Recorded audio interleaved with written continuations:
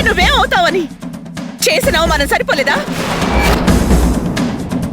నిన్ను వద్దన్న వినకుండా దీని మెళ్ళో తాళి కట్టావు. నీకక్కడే చెప్పాను, దీని మెళ్ళో 3 ముళ్ళు వేసిన తర్వాత నువ్వే ఇంటికి రావాల్సిన అవసరం లేదు అని. మళ్ళీ ఎందుకు వచ్చావురా?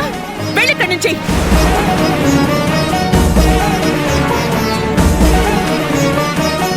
నీకోసం మా వ్యాపారాలు పక్కన పెట్టాం, మా పలుకుబడినే పక్కన పెట్టాం. మా అసలు రూపం చూస్తే నువ్వు ఎక్కడ భయపడతావో ఏమైపోతావో అని నీకు తెలియకుండా పెంచాం.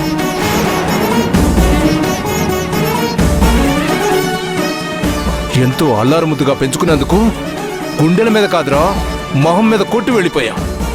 ఇంకా ఏం మిగిలిందని వచ్చావురా? మమ్మీ, నీకు నేనంటే ఎంత ఇష్టమో నాకు తెలుసు. ప్రేమించడం అనేది నేను కావాలని చేసిన తప్పైతే కాదు. శౌర్యాన్ని ప్రేమించాను. తను లేకుండా నేను బతకలేనని నాకు తెలుసు కాబట్టే తన కోసం ప్రయత్నించాను. నేను తనని పెళ్లి చేసుకుంది మిమ్మల్ని బాధ పెట్టడానికి కాదు, నేను బాధపడకూడదని. తను నాకు దూరం అయితే నేను పిచ్చివాడిని అయిపోయాను మమ్మీ.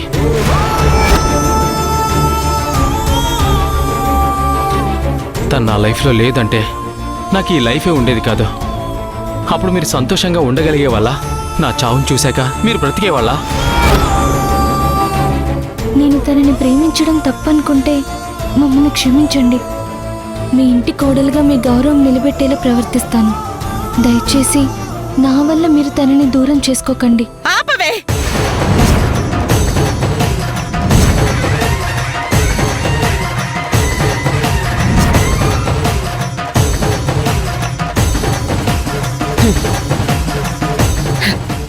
ఈ కబుర్లన్నీ మెళ్ళో తాళి కట్టించుకున్న తర్వాత కాదు, కట్టించుకోక ముందే చెప్పాలి. అది నా కాదు, వాడికి చెప్పాలి.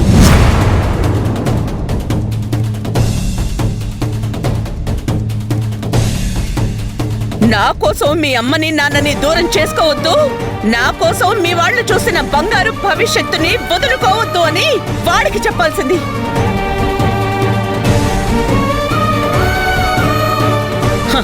గుట్టు చప్పుడు కాకుండా వాడి మనసుని పాడు చేసి నీ చుట్టూ తిరిగేలా చేసుకుని మీ వాళ్లతో తిట్టించి కొట్టించి ఎన్ని అవమానాలు చేసినా కూడా మళ్ళీ మళ్ళీ వాడు నీ మెళ్ళ తాళి కట్టేలా చేసుకున్నావు.